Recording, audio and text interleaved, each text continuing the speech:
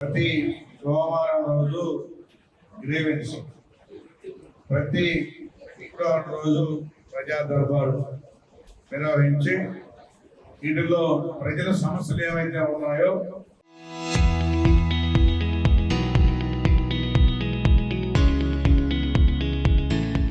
అవన్నీ కూడా పరిష్కారం చేయాలనే కాన్సెప్ట్తోనే ఈరోజు మన ముఖ్యమంత్రి వర్యులు ఇవన్నీ చెప్పడం, ప్రజలకు ఇబ్బంది లేకుండా అన్ని రకాలుగా పనిచేయాలనే కాన్సెప్ట్తో ఇవన్నీ పెట్టి ప్రజల సమస్యలు తీర్చే విధంగా గత ప్రభుత్వంలో ఒకరి భూమి ఒకరికి పట్టాదారు పాస్బుక్లు ఇవ్వడం, ఆక్రమించడం అవన్నీ కూడా చేశారు.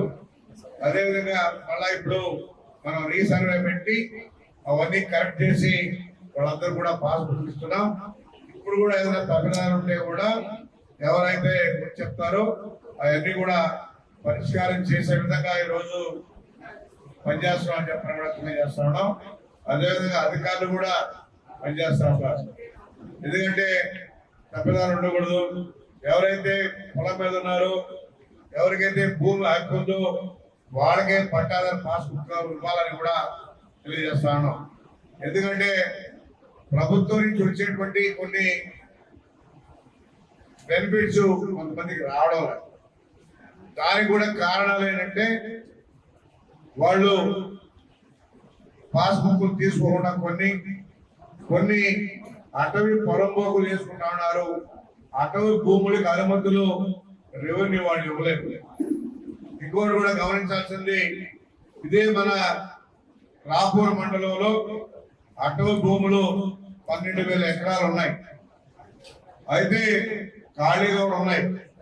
కొంతమంది చేసుకుంటా ఉన్నారు, కొంత బీడు భూములు ఉన్నాయి.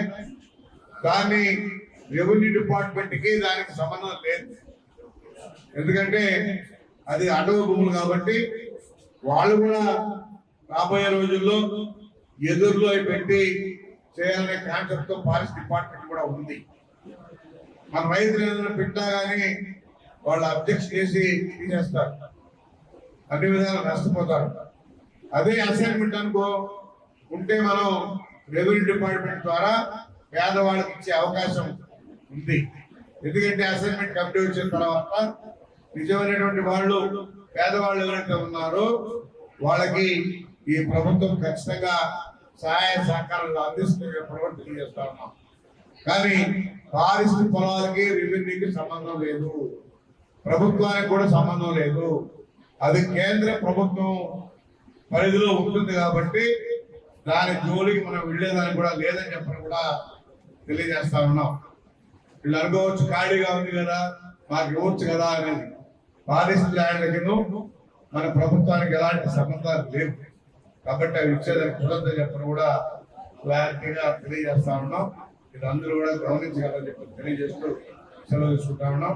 ప్రతి సోమవారం గ్రీవెన్స్, ప్రతి శుక్రవారం రోజు ప్రజా దర్బార్ ఎక్కడో దగ్గర ఏదో మండలంలో చేస్తూనే ఉంటాం.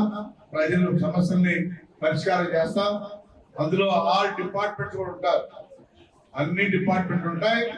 అందులో వచ్చి చెప్పుకుంటే అవన్నీ కూడా పరిష్కారం అవుతాయని చెప్పని కూడా తెలియజేస్తా ఉంటాం. మన పార్టీ మహానాడు కూడా నెల్లూరు జిల్లాలోనే డిసైడ్ అవుతుంది. అది అందరూ కూడా కలిసి జయప్రదం చేయవలసిందిగా కోరుకుంటాం.